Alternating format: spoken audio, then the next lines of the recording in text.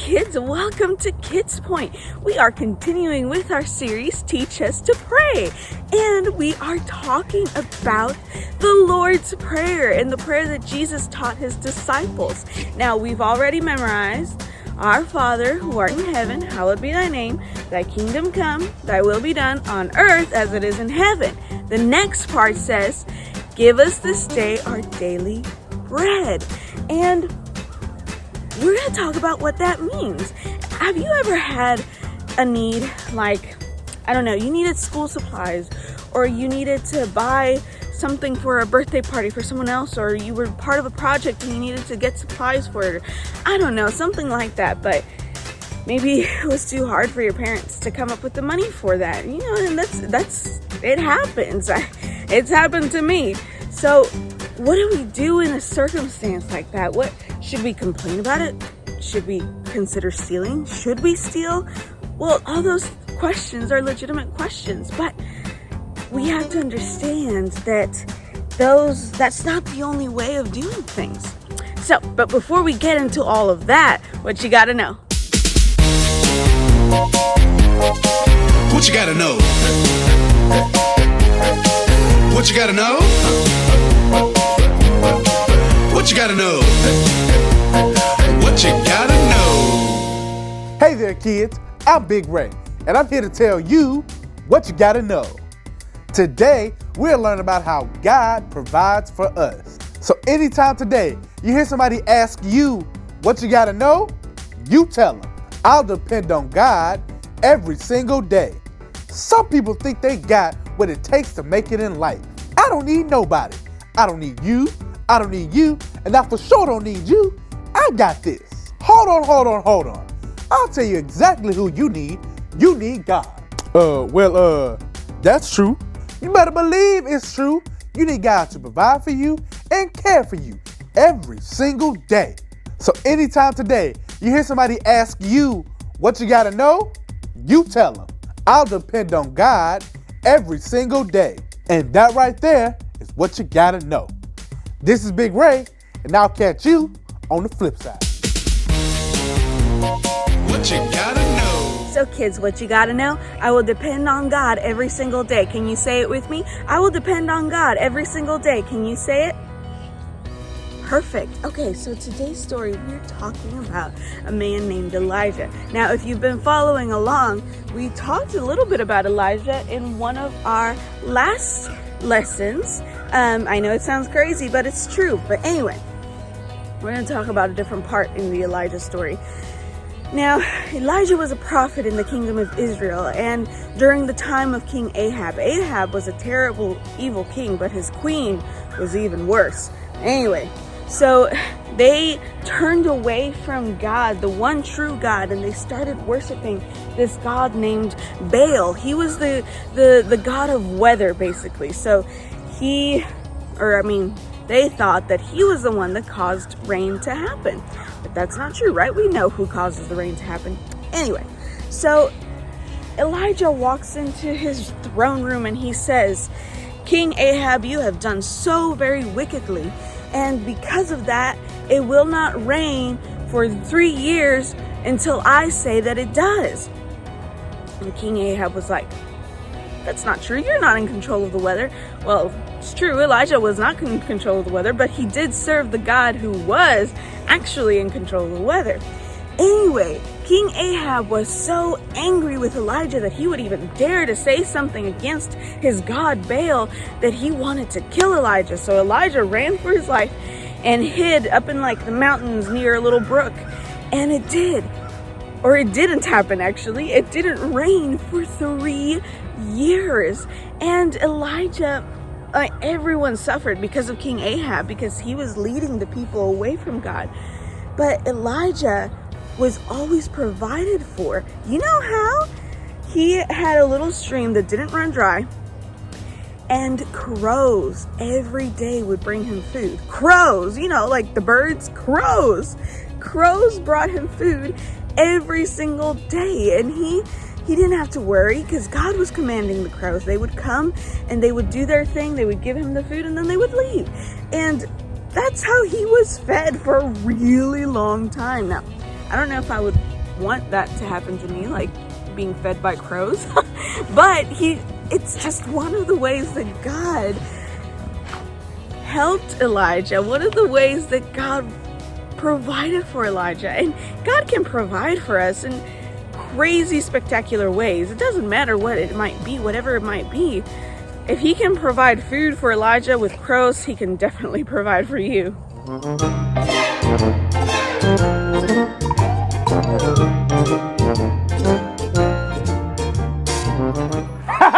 Once again, it is I, Presto Changer, the Magnificent, here to teach you today's power verse. Nothing up here, nothing up here, nothing up here. Today's power verse says, "Give us this day our daily bread." Matthew 6:11. Ha ha! What an amazing power verse, boys and girls. But just like I do in my sold out shows all over the world, really in my living room with my grandma, I'm going to make things poof disappear right before your very eyes. I will make words for the power verse disappear with the help of my handy dandy sidekick. Hocus pocus! I'm so glad you are here. You will be helping us with this mind-blowing disappearing trick. Hokey, say hello. The name is Hocus Pocus. Not hokey, not pokey. Oh, whatever. Let's just get on with the power verse. Yes, let's take a look at it. Ah, yes. Now, which words should I make disappear? How about this one? This one! And this one! Ha ha! Now let's see how well you remember it. Kids, you are going to say the power verse again with Hokey. It's Hocus Pocus. You're going to say the power verse on the count of 3. 1, 2, 3. Give us this day our daily bread. Matthew 6:11. Ha ha! That was pretty amazing. You were able to say the power words with the disappearing words. But prepare to be amazed. I'm going to make even more words disappear before your very eyes. Like this one. And this one. Okay. You said it once with the disappearing words, but let's try it again. Give us this day our daily bread. Matthew 6:11. Beautiful job. Thank you, children, and Hocus Pocus. Sure thing. And now to make myself disappear. This is Presto Changer the Magnificent saying, now you see me, now you don't. Ha ha! Ham and cheese sandwich with eggs.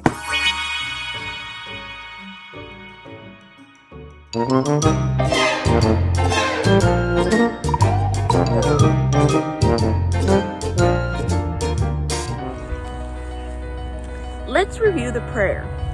Our Father, who art in heaven, hallowed be thy name. Thy kingdom come, thy will be done, on earth as it is in heaven. Give us this day our daily bread. That's where we're at right now. So, first, we acknowledge who God is. Remember, we talked about that. We talk about how God is in heaven and He is our Father and He is a good Father. Then we want to acknowledge the fact that we have to suppress or make our will less so that His will become the most important thing in our life. And then we ask Him for our needs. Sometimes people think prayer is all about, asking for stuff. Sometimes it's like we treat God like as if He were Santa. You write a list to Santa, you send it to the North Pole, and He's supposed to give you whatever it is that you asked for. Well, God is not Santa, and God doesn't just give you what you want. There's so much more to prayer, and those are good steps to remember. First we acknowledge who God is and we praise Him for it.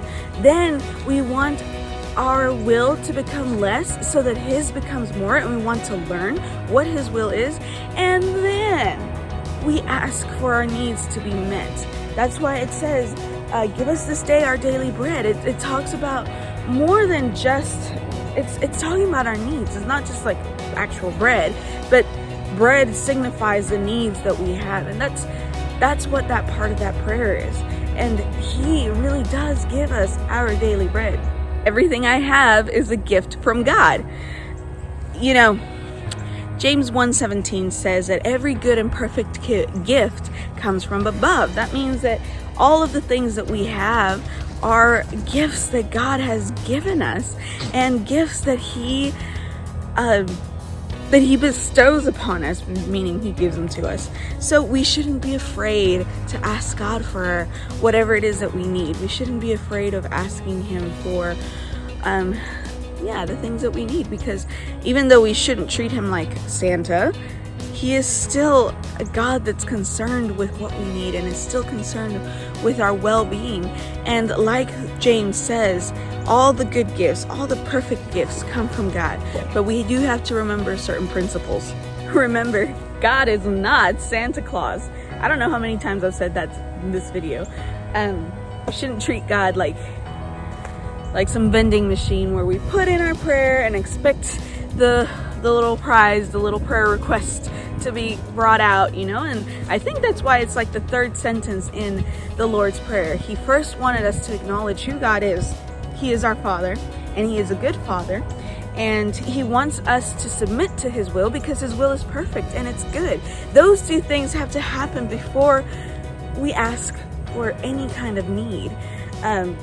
We're acknowledging first off that God is God, that he is in heaven, and that he is above everything. He's not Santa Claus. We shouldn't ask for things as if he was Santa Claus. Imagine if you were treated as if you were someone else. The cow wants to say something. You don't want to treat God as if he was someone else. You want to treat him for who he is and the good Father and the good King that he is.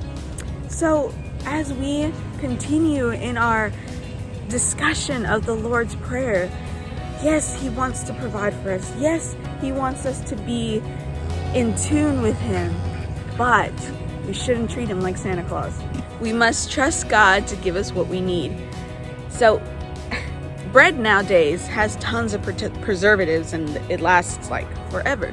But back in Bible times, there weren't any preservatives. There was methods to try to keep food fresh longer, but even then it wasn't as long as it lasts nowadays. Well, people back in Bible days really understood what it meant to ask God daily for their needs to be met. You know, Elijah couldn't store the bread that he would get from the crows anywhere. He didn't have a fridge. He didn't even have a house to live in. He just lived out in the wilderness and depended on these crows, depended on God to feed him. And that's what we need to do. We need to trust God that he will come through for us. He will supply our needs. He will give us what we need when we need it. And sometimes we think we need things right here, right now, but God really knows exactly what we need when we need it. And we have to fully rely and trust in God and know that he's not going to leave us or forsake us or make things more difficult than they have to be. He loves us, and we can trust completely and fully rely on that because we know that he is, like we've been talking about, he is a good Father. He is above in heaven, who sees everything and knows everything. And if we submit our will to his, there's nothing that's gonna come between us and him, unless we let it, of course. But we can trust God, and that's what I want you to stay with. He is someone that will give you daily bread, meaning he will supply your needs no matter what. Well, you guys, I had such a good time today. My hope and prayer is that you will be able to know God as the provider. Know God as the one who loves you so much that he will give you what you need when you need it, and that you can trust and truly rely on that. Let's say our prayer one more time. Our Father, who art in heaven, hallowed be thy name. Thy kingdom come, thy will be done on earth as it is in heaven. Give us this day our daily bread. Good. We're about halfway done with the Lord's Prayer. That's really cool, isn't it? Well, anyway, I hope you guys have a great day. May the Lord bless you and provide for you and keep you safe.